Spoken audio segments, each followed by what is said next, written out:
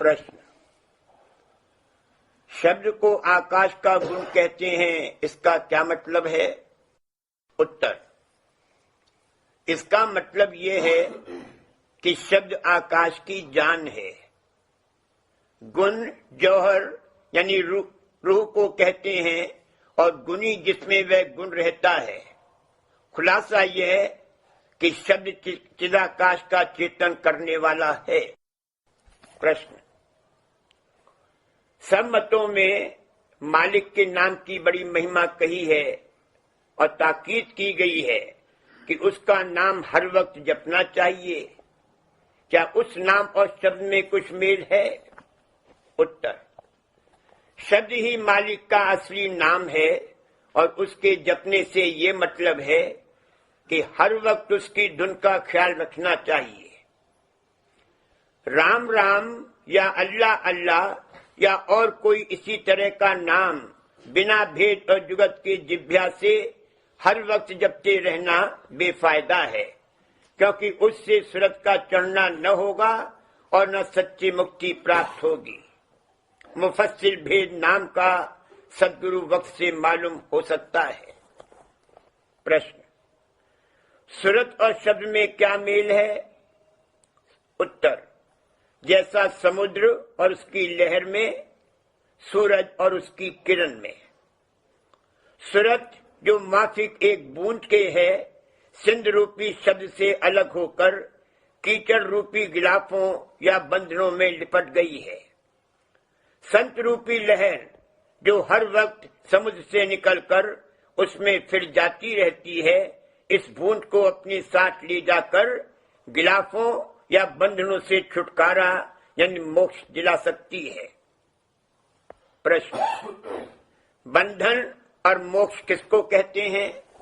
उत्तर, सूरत अपने निज स्थान से उतरकर 3 गुण सतोगुण, रजोगुण और तमोगुण और 5 तत्व पृथ्वी, जल, अग्नि, पवन और आकाश और 4 अंतःकरण मन, बुद्धि, चित्त, अहंकार और 10 इंद्रियों, 5 ज्ञान इंद्री, आंख, नाक, कान, जुबान, त्वचा अथवा खाल और 5 कर्म इंद्री, हाथ, पांव, मुंह, लिंग, गुदा वगैरह में फंस गई है और उसका शरीर और शरीर के संबंधी पदार्थों से ऐसा बंधन पड़ गया है कि उनसे अलग होना बहुत मुश्किल हो गया है। इन्हीं बंधनों से छूटने को मोक्ष कहते हैं। प्रश्न, बंधन कै किस्म के हैं?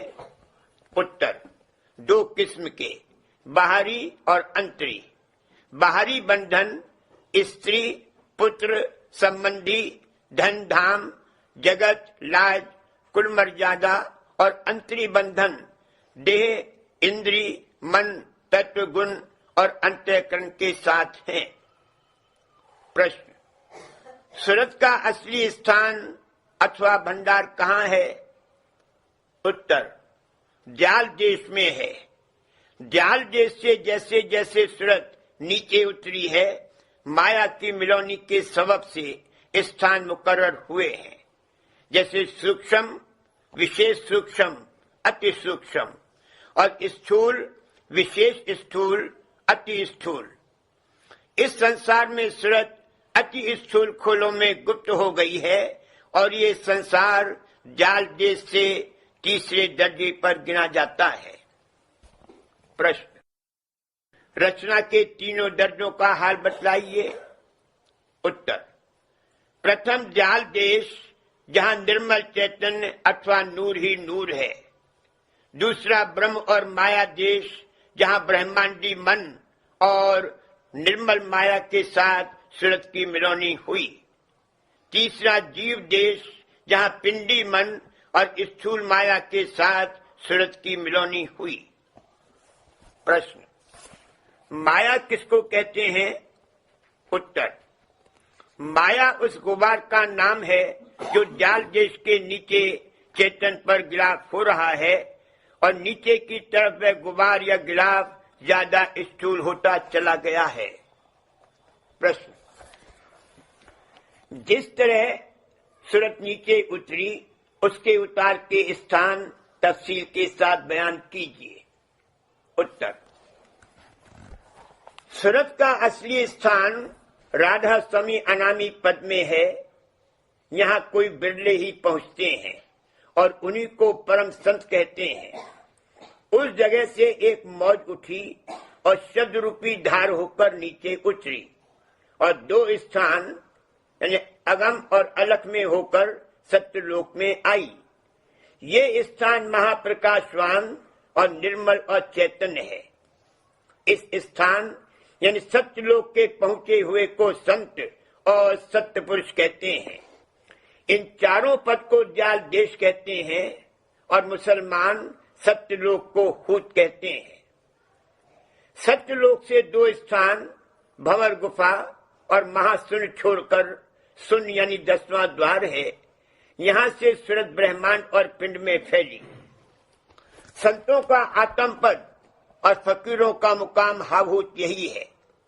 इस जगह तक सूरत 5 तत्व और 3 गुण और कारण सूक्ष्म और स्थूल शरीर से न्यारी है। पुरुष और प्रकृति इस तरह से प्रकट हुए। इसको पार ब्रह्म पद भी कहते हैं और इस स्थान पर पहुंचे हुए को पूरा साध कहते हैं। शून्य से नीचे त्रिकुटी है जिसको गगन भी कहते हैं। इसी को ब्रह्म, प्रणव और ओम कहते हैं और मुसलमानों ने इसको अर्श अजीम और आलमे लाहूत कहा है। यहाँ से महासूक्ष्म 3 गुण, 5 तत्व और वेदांतिक आसमानी किताब की आवाज और कुल रचना का सूक्ष्म मसाला और निर्मल माया प्रकट हुए। इस स्थान को महाआकाश भी कहते हैं और इस स्थान के मालिक को ब्रह्म और संत ब्रह्मांडी मन और मुसलमान खुदाए अजीम कहते हैं। इसके नीचे सहजल कमल है, उसको ज्योत निरंजन, शिव शक्ति वगैरह भी कहते हैं और संत मत अथवा राधा स्वामी पंथ में यहाँ से ही साधना पहले कराई जाती है। इसी को संत निजमन कहते हैं। इसी स्थान से सूक्ष्म तत्व शब्द, स्पर्श, रूप, रस, गंध और उसके पीछे स्थूल तत्व आकाश, पवन, अग्नि, जल, पृथ्वी और सूक्ष्म इंद्रियां, प्राण और प्रकृतियां प्रकट हुई। इसी स्थान का प्रतिबिंब या छाया पहले तीसरे तिल में जो आंखों के पीछे मध्य में है और फिर दोनों आंखों में उसकी धार आकर ठहरी हुई है और इसी स्थान यानी सहज जल कमल से चिदाकाश यानी चैतन्य आकाश, जिसको बाजे ज्ञानी ब्रह्म कहते हैं, सारे पिंड अथवा देह में और कुल रचना में जो इस स्थान से नीचे है फैला हुआ है और इसी को व्यापक चैतन्य कहते हैं। यहाँ तक तफसील दर्जों उल्वी यानी आसमानी की खत्म हुई। इसके नीचे 6 स्थान खट चक्र पिंड में इनकी छाया है और उनको सिफली अथवा नीचे के स्थान कहते हैं। पहला चक्र दोनों आंखों के पीछे है जहाँ सूरत का ठहराव है। दूसरा चक्र कंठ यानी गले में है। इस जगह सुपने की रचना जीवात्मा लिंग शरीर की मदद से रचता है। देह के प्राण का स्थान यही है। तीसरा चक्र हृदय में है और पिंडी मन का यही स्थान है। संकल्प विकल्प इसी जगह से उठते हैं। खुशी, रंज, आशा, निराशा, डर, निडरता, सुख और दुख वगैरह का असर इसी स्थान पर होता है। चौथा चक्र नाभि कमल और स्थूल पवन का यही भंडार है। 5वां इंद्रिय चक्र है। इसी स्थान से पैदावारी स्थूल शरीर की है। 6ठा गुदा चक्र है। यह चक्र नाभि की तरफ से प्राणों को खींचकर नीचे के शरीर यानी टांगों, पांव वगैरह को ताकत देता है। ये सब स्थान ऊंचे और नीचे अंतर में हैं। सिफली दर्जे आंखों के नीचे तक खत्म होते हैं। इस वास्ते पिंड की हद आंखों तक है और इसी सबब से इसको नौ द्वार का पसारा भी कहते हैं।